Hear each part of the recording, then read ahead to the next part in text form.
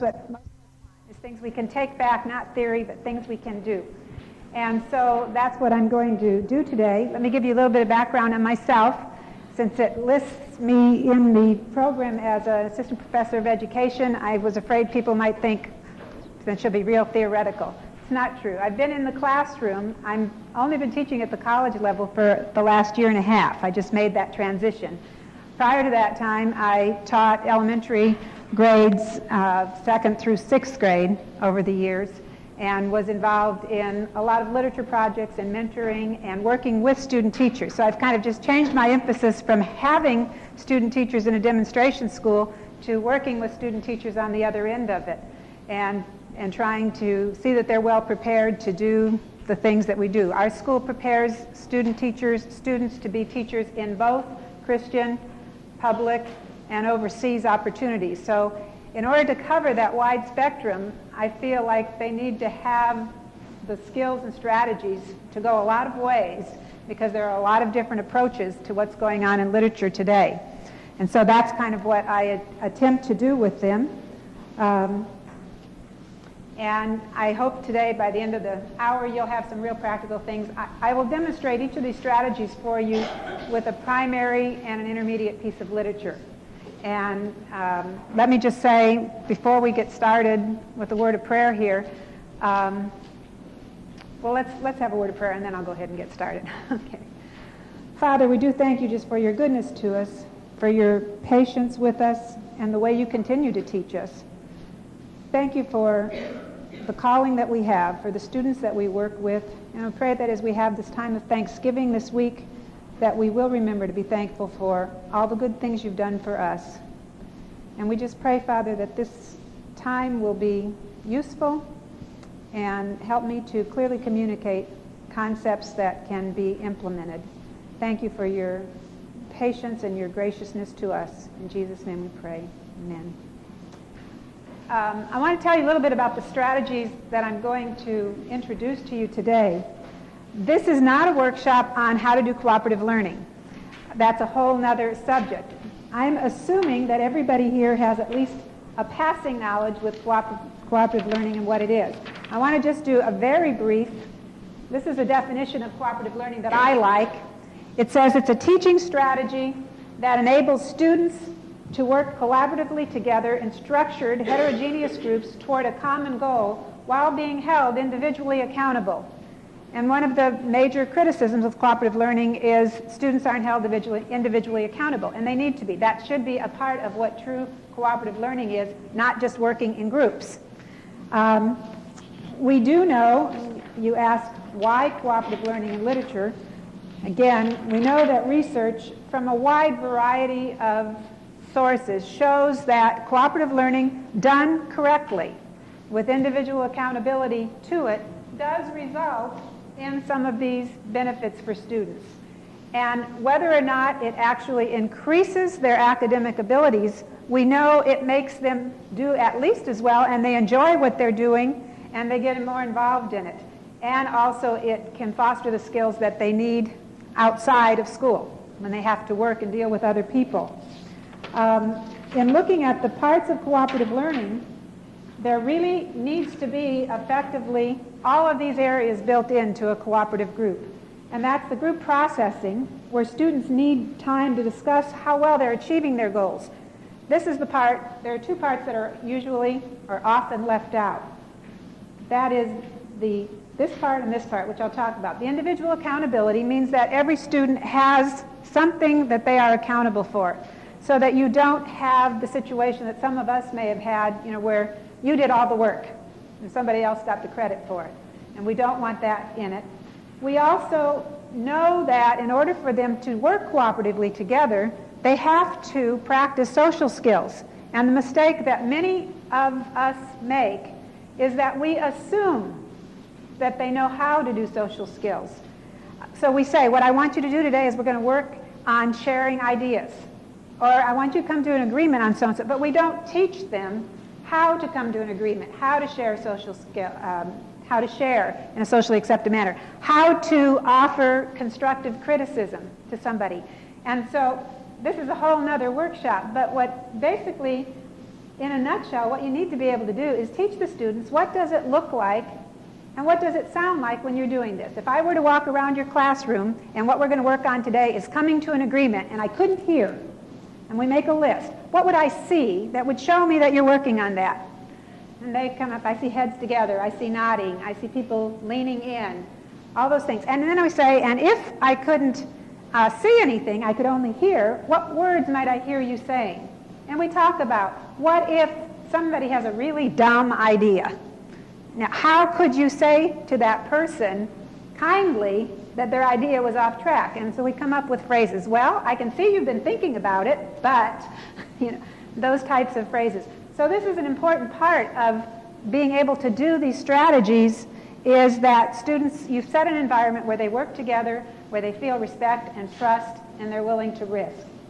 This is face-to-face promotive interaction so that students are comfortable talking with each other, and an interdependence. If the task can be done just as well alone, then there's really no reason to do it cooperatively. You need to build into what you're doing an interdependence so that you're necessary. Your part is a necessary part of what we're doing. And then at the end, you evaluate, how did we do? How did we do with the content? How did we do with the social skills? What could we do better next time? What did we really like about what we did this time? So those are the parts of cooperative learning that are important to include. Having said that, that's about all I'm going to say about the concept of cooperative learning. But you need to know what I'm talking about when I'm talking about cooperative learning and what it means. Most of the, in fact, all of the strategies I'm going to present to you today were developed while I was working in a 5th grade program with our director of curriculum. Her name is Dr. Judy Williams. This was in Northern California. And she was heavily into cooperative learning at that time, did national seminars and literature. And so she began to think, how can I link these? And as she developed ideas, a group of us tested them and tried them and thought, okay, does this work? Doesn't this work? And then we refined them and put them together. And so that's where these ideas have come from. She has since put those ideas into a book. And I don't get anything if you buy this book. It's not available in most bookstores, but I did bring order forms because I'm going to present to you today 9 strategies. This book has about 35 to 40 strategies in them that are each linked to a piece of primary literature, intermediate literature, and junior high literature. And where I'm giving you an overview, where I have one line of how to do a procedure, she has a paragraph. So I want to be sure, in fact, I wrote her and said, do you mind if I share your ideas? And she said no. I knew she wouldn't. She is gracious about sharing things. But it's a book that I know that California State University in Sacramento, who I worked with, this is the only book they required their student teachers to have for their language arts course. And my students in my reading course, I have another book, but this is a supplemental book that they use as well. So if you're interested in that, I will have order forms up here that you can, the book is $19, plus is there a $2 shipping charge without any tax. So I'll have those available and you can pick those up at the end. So what we're going to do here is go through into, through, and beyond strategies. I imagine most of you are familiar with those terminologies. We know now that it is as important to set students up with prior learning, to have them build up an anticipation and so forth, to get them into the book as it is as you're going through it, and then the activities you do beyond it. And so I thought that I would just pick 3 of each of those to illustrate for you. I have to tell you, when they asked if we would do a seminar, somebody from the college would do a seminar here, this is not the kind of room I envisioned for this type of seminar. I really thought, I'd have one of the little rooms with about 25 to 40 people, and we could do a lot of these things, and it goes very much against my grain to lecture about how to do cooperative learning, because that's not the way you do it. So I am going to, on some of the assignments, ask you to just turn and work with a partner. In order to do that, you need to at least know each other's names. So would you take just a minute, and if you don't know the people you're sitting around, or you do, introduce yourself so you be comfortable. And you can be groups of 3, it doesn't have to just be 2. Maybe you could work with them. Or turn around right behind you. There's two right behind you. Okay? Okay.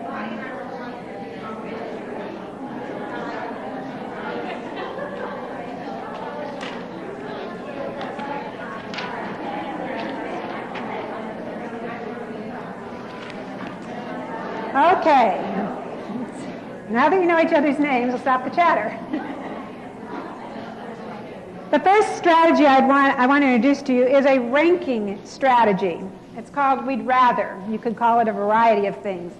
The purpose of this strategy, as in your handout, it says it's to help build bridges between what you know and what they're going to learn. And the nice thing about this strategy is it gets students involved, all of them involved, and it doesn't really matter what level they are at in their reading ability, because they all have input, because this is simply a matter of opinion. This is not content-oriented. And so what you do is the teacher would present a key statement or question related to the story, and then a number of phrases or sentences that could be ranked in an order, from the thing I'd most like to do to least like to do, or the thing that would be most likely to happen to least likely to happen. Anything that you could rank, you could use. So the teacher would write that statement on the board, and then working probably in groups of 4 with intermediate students, rather than me doing the preparing of what they're going to do, I would have them prepare the strips that they're going to use. Right away they have to buy into what's going on.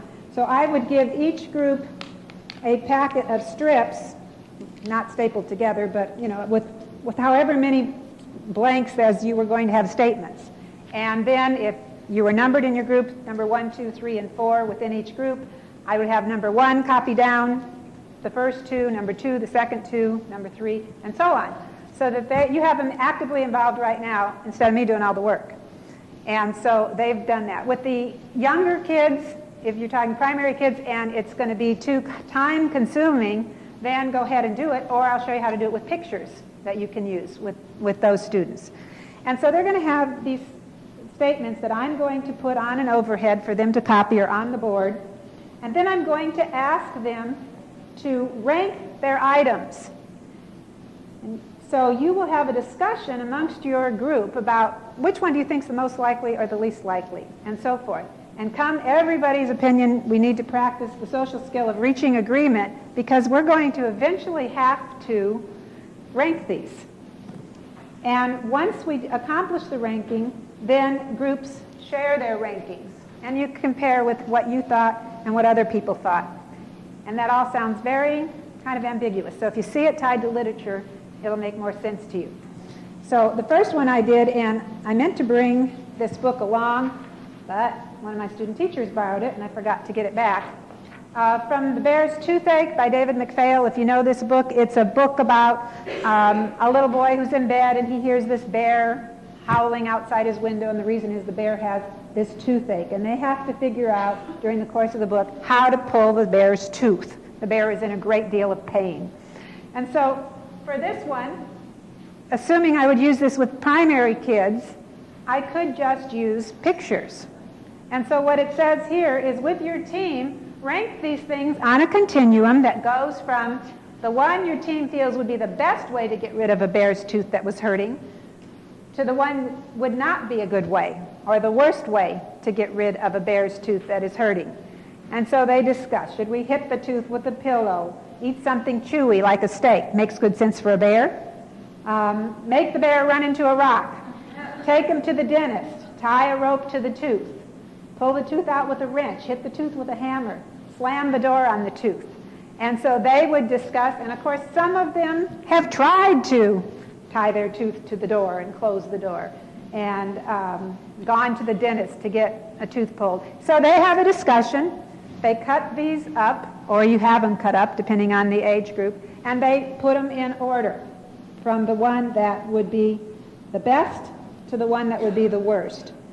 And after they have that discussion, then you can either have them share a whole group, or you can have a traveling reporter from each group, take theirs from that they've pasted down and go to the next group and share and see how they agree. And there is not a right answer or a wrong answer, but they have to develop, obviously, some reasons for why they ranked them the way they did.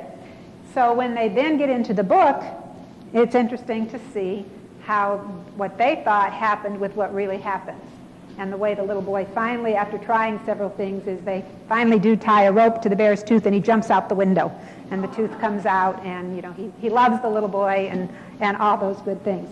So this is an example using a primary book and the use of pictures with it. Most of you, I tried to pick fairly familiar literature. Many of you know James and the Giant Peach. Okay? This is one I did with this. So I just took some things from the book here, and I said, decide as a team which of these are the most likely to happen and which are the least likely to happen. Put them in order from the most likely to the least likely. So if you were working in your group, I would have person number 1 copy statement A and B, person number 2 copy statement C and D, 3 copy E and F, and 4 copy G and H. Once they're copied, then they would, you know, manipulate these into the order that they wanted and glue them onto a piece of paper. And you will have some again, there's not a right answer and a wrong answer here, so you get them very involved in some lively conversation. I've done this with my teaching a reading class with my college students, and you should hear they get very technical about these. Well, you know, does a centipede have 42 legs? You know, does it have to have 100 since it says cinta, and so on. And the giant grasshopper and ladybug that talks. Well, are we talking about in fiction or reality or so on? So they rank those, and what you're doing, of course, is exposing the students to what's coming ahead in the book you're going to be reading. Another application of this process is to teach vocabulary. Let me show you this one. This is one that I found really helpful, again, with older kids. If I want to emphasize vocabulary here, I can do a statement like this on a continuum. How much energy does it take to meander down the hall, vault over a car, or banter with your best friend? Rank them from the one that takes the least energy to the most energy. Before I can rank them, what do I have to know? What they mean. So they can discuss it, they can get out a dictionary, whatever they have to have when we talk about it, they have to have some reason for why they ranked them the way they ranked them. So this is a great way to, with certain concepts that can be ranked, to introduce vocabulary words.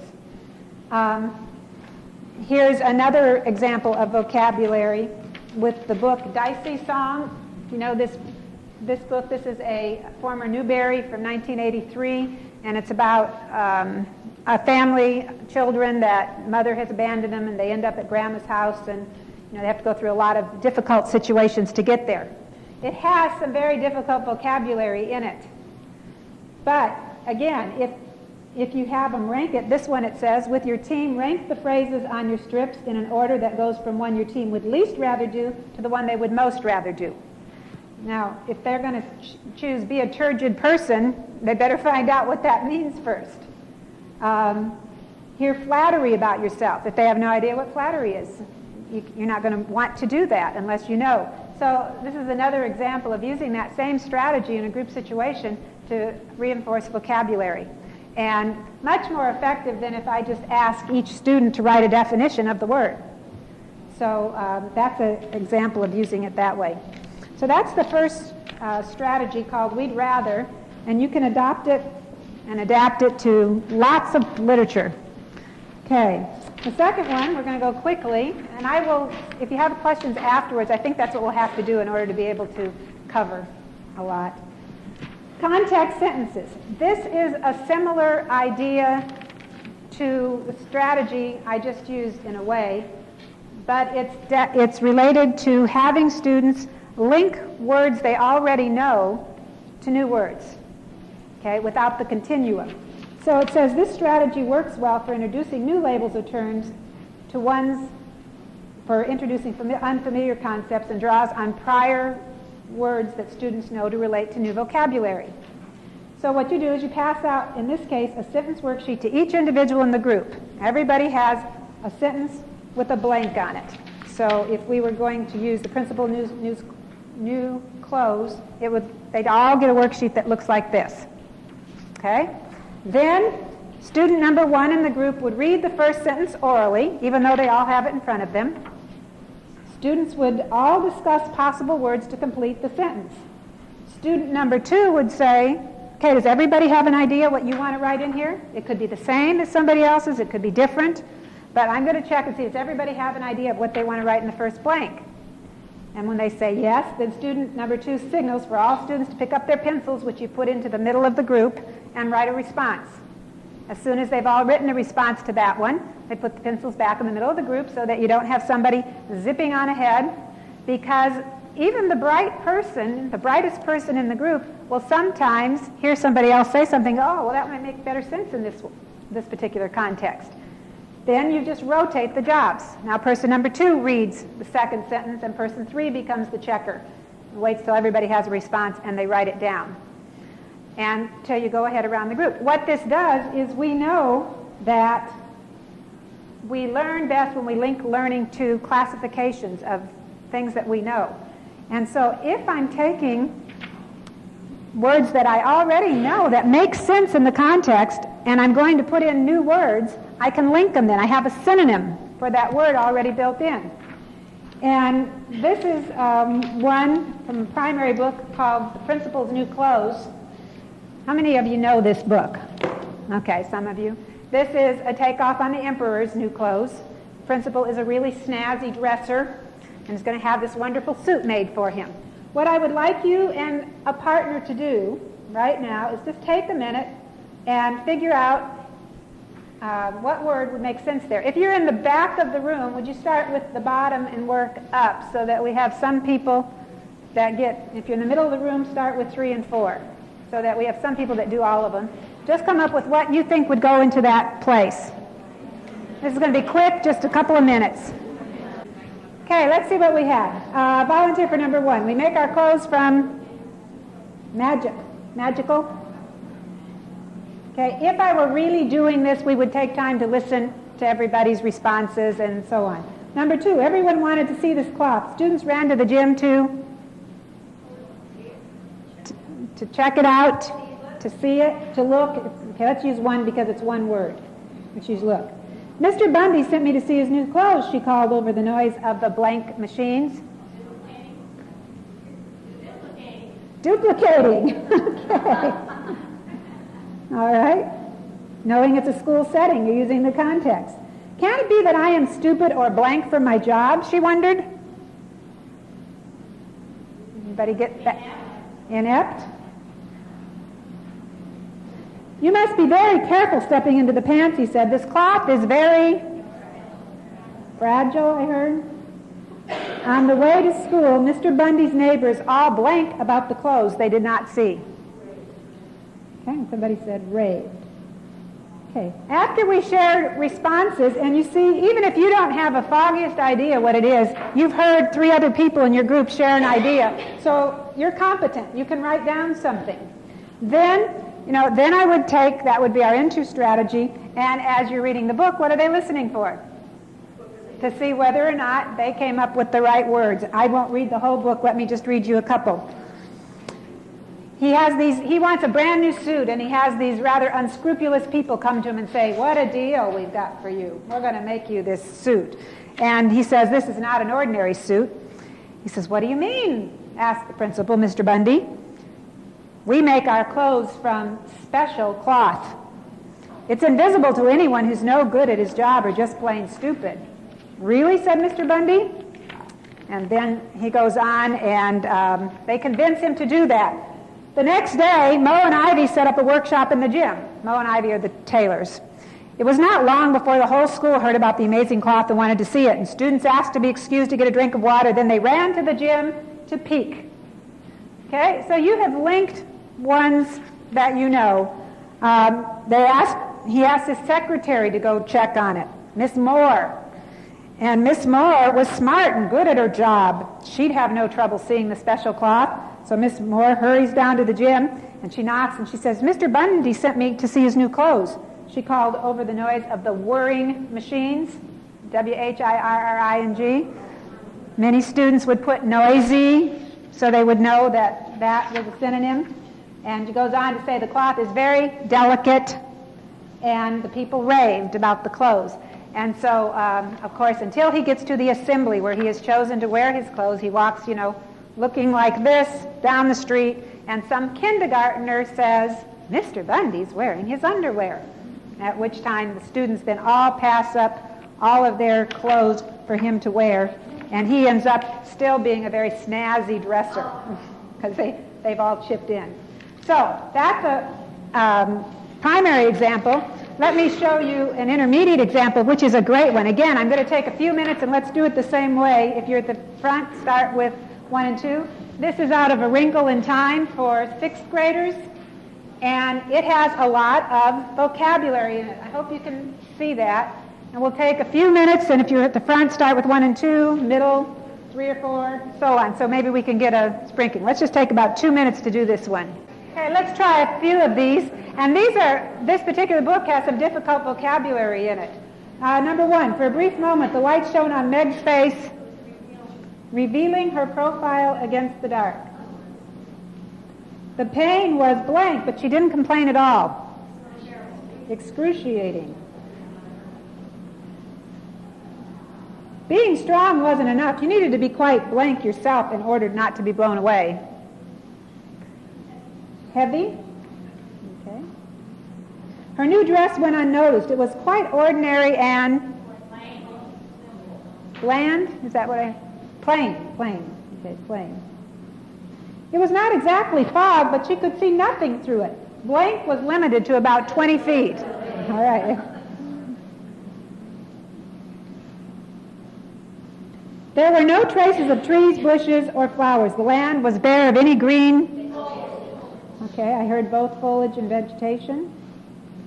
Mrs. Wetzel was saying that she hardly noticed when they went into the cave. The blank from the grayness of outside to the grayness of inside was almost unnoticeable. The change. Again, Mrs. Witch's voice, blank through the cave. All right, I heard reverberated. Okay, and obviously taking time to really do this, you get a lot of synonyms generated. Now, if I don't tell you the right answers, do you care? Everybody wants to know what the author's words were, and we talk about the fact that the author gets to make the choice. It doesn't make the author's words the only one that will work, but if these have been close, now you have synonyms that you already know that made sense in this context. And so the answers here were illuminating her profile against the dark. The pain was intolerable. Excruciating is a great synonym for intolerable. Being strong, you needed to be quite substantial was one. Heavy, substantial would work. Her new dress was quite ordinary and nondescript. Okay? Now that, if you try to tell students just to memorize what nondescript means, I mean, this links it to a visual picture. Visibility is right. I heard vegetation, which was right. Vegetation and foliage would be good synonyms. Transition. I heard somebody say transition. The transition, and the last one was reverberated. Good one. Okay? So you see what a powerful tool this is in linking what they already know to a new concept. All right. I'm behind my pacing schedule here, so we'll quickly move to the anticipation reaction guide. And you may have used something like this in some form or another. This is, again, the last one of the into strategies to activate their thoughts and opinions. Usually you would use this with a book that would have something in it that might be controversial, or maybe that isn't black and white, and so forth. And here the teacher identifies key ideas. Teacher writes some statements, and then the groups complete the anticipation part of the guide. And what they do is each group gives one guide this time, not everybody in the group. And I read one statement at a time, I pause, and you decide whether you agree as a group or disagree with the statement. Now, if I'm working in a group of 4, this is one of the times I will allow them to split if they want to go 2 and 2. Sometimes we don't allow them to split. But if they can't agree, the point is for them to discuss it, because most of these are not true and false type questions. Then we come back and we may have a whole class discussion. Then we read the literature. And then we come back and we do it again, and they may or may not choose to change some of their answers. They have to, this is a way for them to practice reaching agreement. Let me give you a couple of samples. Most of you, I think, know Molly's Pilgrim. Wonderful. If you don't know this book by any chance, this book is wonderful all across the grade levels. And it's a great way to inject our Christian values because it's about a little girl that comes from Russia. She doesn't speak good English, doesn't understand a lot of what's happening, and the teacher assigns them to make pilgrim dolls for their homework assignment. She goes home, explains the concept to her mother, and asks her, what is a pilgrim? She says, somebody came here for religious freedom. And the mother makes a doll that looks just like the mother because that's why they came, was for religious freedom. She says, I'm a pilgrim. And so she takes it back, sure that this is probably not right.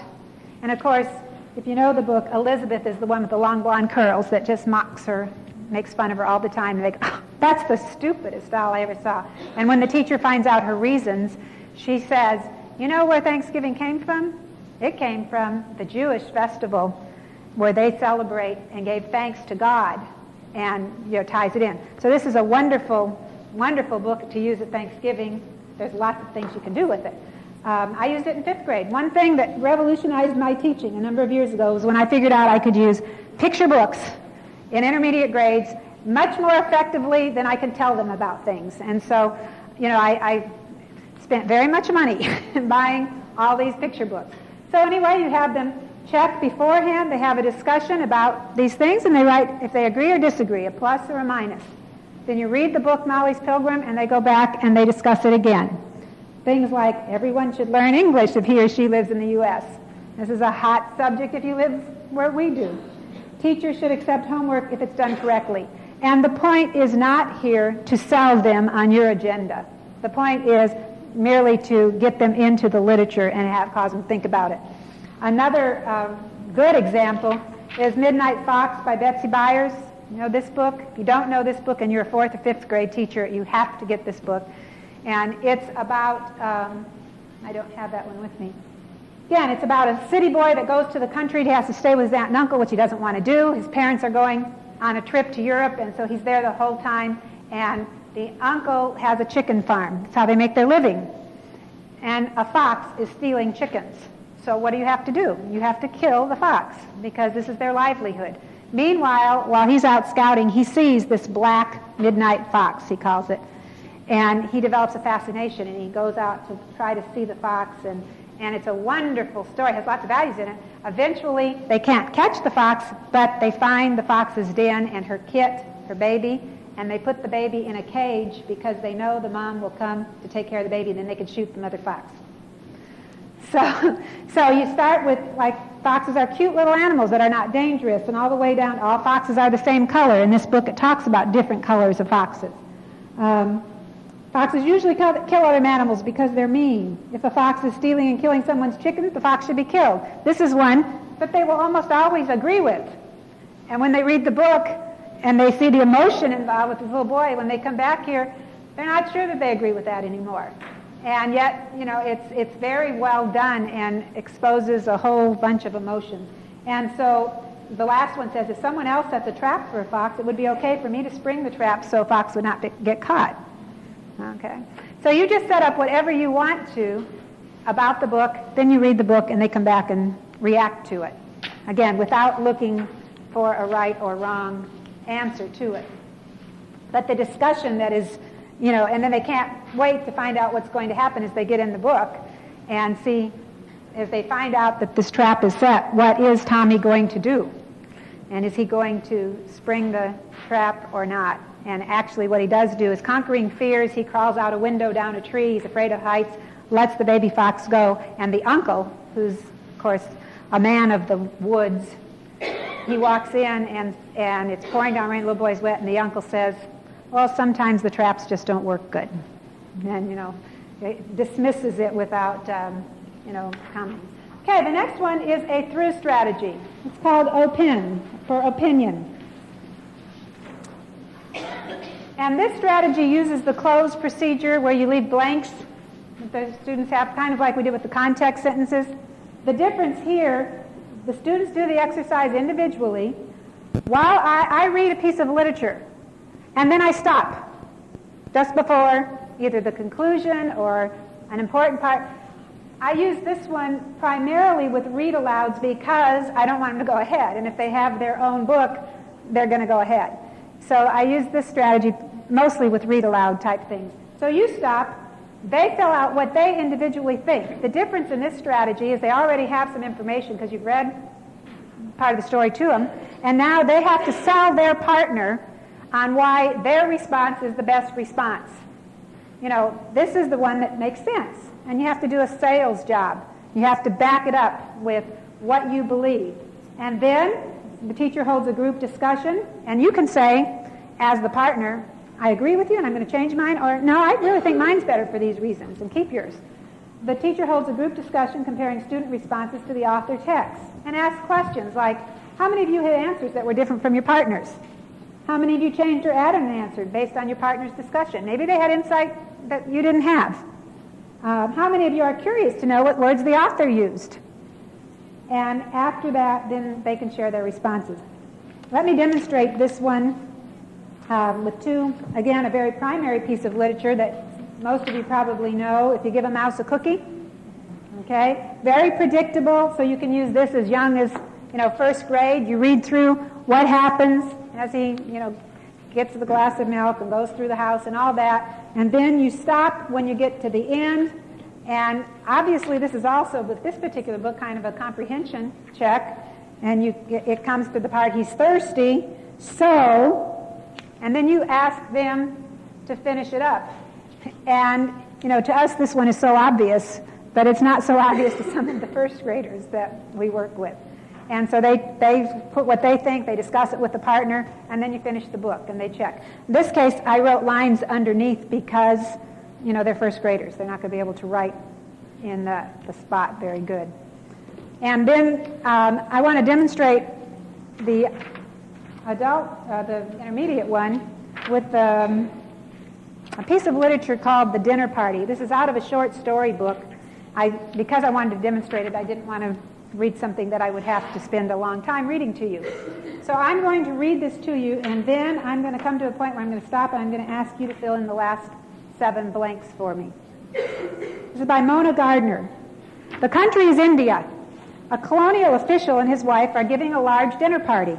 They are seated with their guests, army officers and government attachés with their wives, and a visiting American naturalist in their spacious dining room, which has a bare marble floor, open rafters, and wide glass doors opening onto a veranda. A spirited discussion springs up between a young girl who insists that women have outgrown the jumping on a chair at the sight of a mouse era, and a colonel who says they haven't. A woman's unfailing reaction in any crisis, the colonel says, is to scream. And while a man may feel like it, he has that ounce more of nerve control than a woman has, and that last ounce is what counts. The American does not join in the argument, but watches the other guests. As he looks, he sees a strange expression come over the face of the hostess. She is staring straight ahead, her muscles contracting slightly. With a slight gesture, she summons the native boy standing behind her chair and whispers to him. The boy's eyes widen, and he quickly leaves the room. Of the guests, none except the American notices this or sees the boy place a bowl of milk on the veranda just outside the open doors. The American comes to with a start. In India, milk in a bowl means only one thing: bait for a snake. He realizes there must be a cobra in the room. He looks up at the rafters, the likeliest place, but they're bare. 3 corners of the room are empty, and in the 4th, the servants are waiting to serve the next course. There is only one place left, under the table. His first impulse is to jump back and warn the others, but he knows the commotion would frighten the cobra into striking. He speaks quickly, the tone of his voice so arresting that it sobers everyone. I want to know just what control everyone at this table has. I will count to 300. That's 5 minutes. And not one of you is to move a muscle. Those who move will forfeit 50 rupees. Ready? The 20 people sit like stone images while he counts. He is saying 280 when out of the corner of his eye he sees the cobra emerge and make for the bowl of milk. All right, would you individually finish the story for me? I'll read it in case you can't read it. Screams ring out as he jumps to blank the veranda doors safely shut. Put in a word for that. Okay, write it down real quickly. You were right, Colonel, the host blank. A man has just shown us an example of blank control. Just a minute, the American says, blank to his hostess. Mrs. Wynn, how did you know the blank was in the room? And then the last sentence. So write down what you think that it says there.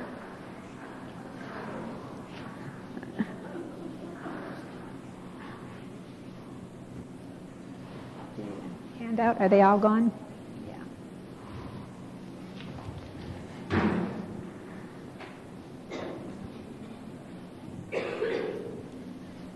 All right, would you compare with your partner and see whether or not you agreed? This one is not as controversial as some might be.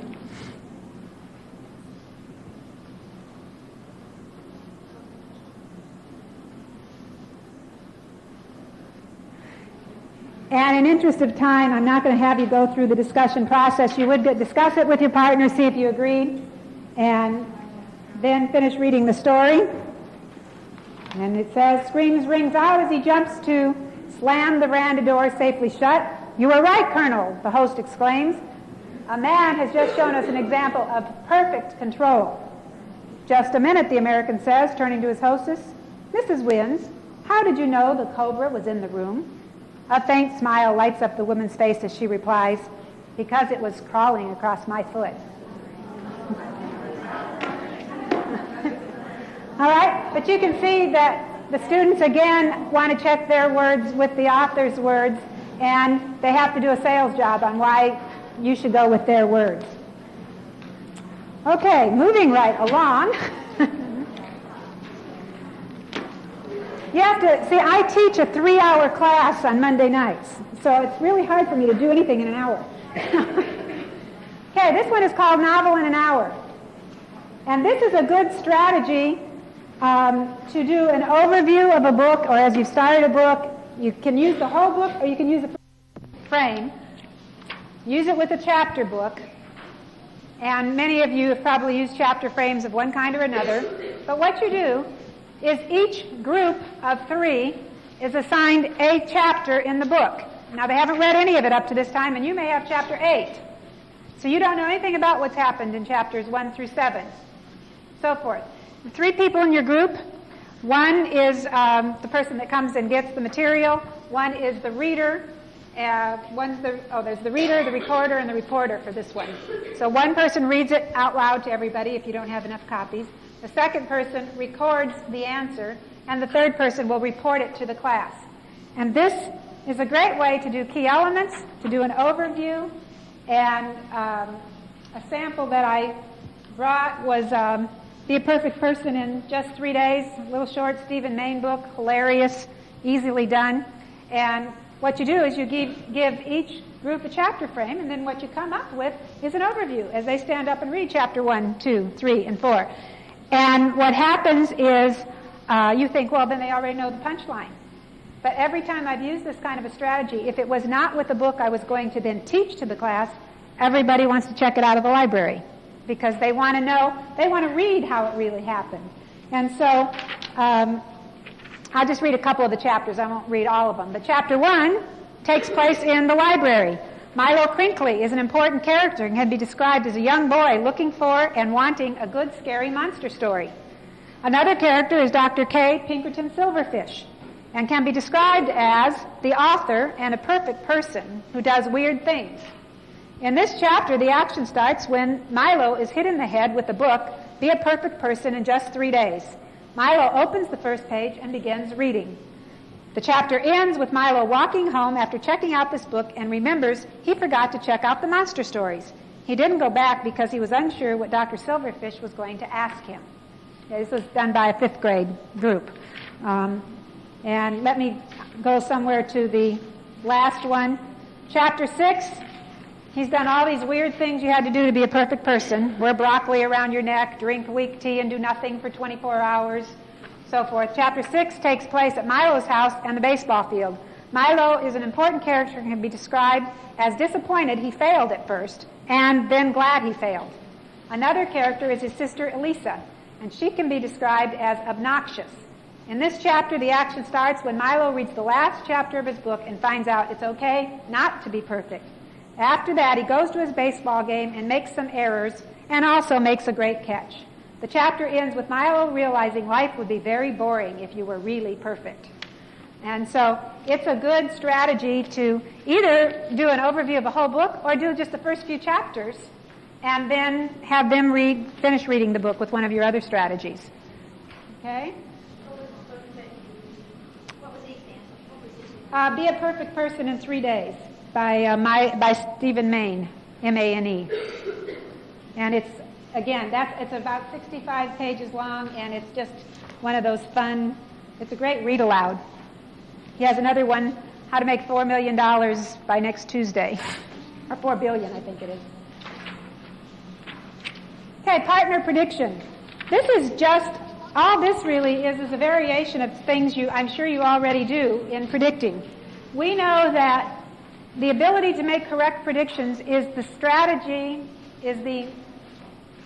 one of the strategies that most set apart good readers from poor readers. You don't even think about that. Good readers predict correctly, poor readers don't. And you've had those students in your class where you're reading this book and it's very predictable, and you say, what comes next? And they have this off-the-wall response that you kind of look at them, and you're trying to figure out how to respond to them without saying, what are you thinking? You know, what this strategy does is it involves listening and sharing ideas with a partner. And so what you do on this one is, as I'm reading aloud or you're reading a book together, we're going through the book. War with Grandpa is a good one. You know, that has a lot of predictable things in it. And you say, okay, turn your book upside down.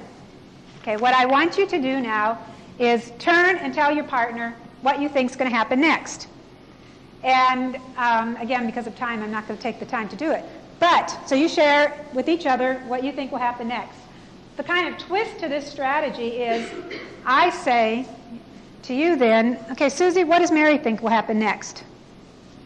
Mary, John, what did Tom think will happen next? And the first time you do this, I can guarantee you, most of them won't have a clue what their partner said. Because they're only tuned into what they're thinking about. This works great in all content areas. I used it all the time in, science, social studies, whatever, because they never know if I'm going to ask them what they think or what their partner thought. So they have to listen and make good predictions in order to be able to answer correctly. So that's a simple one. Like I said, it's not much different than what you're probably doing when you ask them to predict, but it brings a whole other element into it. And also for those kids that are clueless, at least they have somebody else making a prediction that they go, oh, yeah, that might work. Okay? The next one that I do want to spend a little bit of time on, now we're into the beyond strategies, is cued retelling. This you may have used in one form or another. Not only is it a good strategy for cooperative learning and comprehension, it's a great strategy for also checking for listening and understanding. It can be adapted to be a written format as well as an oral format. What you do with this is I prepared a cued retelling sheet. That means you have in your packet a sheet that looks like this. This is a blank one. I just write on it, let me pick my one here for my example. I write on it events out of a story that we've just read. So this particular one, the intermediate example here, is Now One Foot, Now the Other, Tommy DiPaolo book, about a wonderful book again about a grandfather that teaches his little grandson to walk, now one foot, now the other, and they talk about it all the time. The grandfather eventually has a stroke, and every time I read this out loud I cry, but at the end it's the grandson that teaches the grandfather to walk again, now one foot, now the other. And so what you do is, having read this, then working in partners, I hand the sheet to one of the partners. One is the reteller and the other is the checker. And so this allows for free retelling, which is a much better comprehension technique than answering, what did, Bobby do next? How many of this were in the story at a very low level? And the partner simply tells the story. Every time the partner says something that's on my sheet in the free retelling, I'm just going to put a check. I'm listening to what you're saying. Okay, doesn't have to be in the same order. Okay, I'm going to check it up. When you get all done, maybe it looks like this. At that point, the cuer now looks at what the partner didn't say and gives him clues about it. Okay, in this part that you forgot to tell me about, Bobby was going to teach his, the grandpa was going to teach the grandson something. Oh yeah, I forgot. He was going to teach him how to walk and elaborate on it. So if he can then tell you about it, then you check off the cued retelling. It's a great assessment technique for comprehension as well. You can do it with any book. Here's an example of, again, with the primary kids using that same bear, the bear's toothache. I made the pictures bigger. I would really make these smaller, but I knew you couldn't see them if they were smaller. So I would put just the pictures on it to cue them, and have them tell me. You would tell me the story, and as you told me about the bear sitting outside and moaning, I would check it off in the free retelling. And first graders don't have any trouble with this concept if you've taught them how to do it. And so this one is now 1 foot, now the other. Okay? So that retelling technique, again, that one works great with content material as well. Science and things. Tell me about, the pollination patterns you've just read about. So that works good. Story mapping, I'm just going to mention because you mostly know how to do it. The difference in this technique, as it's listed in your handout, is that you teach them how to use a story map by, first, what you want to do yourself, I put a blank in, is construct a story map yourself. And so this one is from Henry Huggins' book with Ribsy, and it's the chapter Finders Keepers, where Henry's had this dog for a year and the former owner comes back. So make it up yourself, and then what you do is you write questions, and this is to introduce the concept of story mapping to them at the beginning for each area. And then they will give you these answers on their story map. And again, you go through a numbered heads together thing. Instead of every student filling out the story map, you're working in your group. I'm going to ask this question. What does Henry try to do? You're going to discuss it. I say, okay, numbered heads together because you're number 1, 2, 3, and 4 in your group. And I'm going to say, I'm going to call on number 3. But they don't know which number 3 I'm going to call on. So it's your responsibility as a group to make sure that person number 3 in your group knows the answer. Because I may call on person number 3 in the Giants group. You never know. So once you have this concept down, you don't have to ask these questions. They can do the story mapping by, again, having students take turns asking the questions and passing the story map around, discussing it, or they can each do their own. So that's a concept that many of you know. And then this last one I did want to go over with you because it's really great. It's called card sort. And this is a great strategy to use, particularly with nonfiction type things that can be classified. And basically, as opposed to just listing them, what this one allows you to do is you pick 12 to 24 of concepts that are classifiable from what you've just talked about, science, social studies, whatever area. You put them on this grid. They get the grid. So here's one I did for a 5th grade unit on American Indians. Okay? They get the grid, and what they do as a cooperative group, and everybody has a role, the sorter, the gluer, the reporter, and so forth. Everybody has to have a role, is they cut these up, and then they have, so they look like this, and they arrange them. They classify them to what makes good sense for them. And in this particular case, this is what it would look like when they were done. The Native Americans here, Iroquois, Sioux, and Pueblo.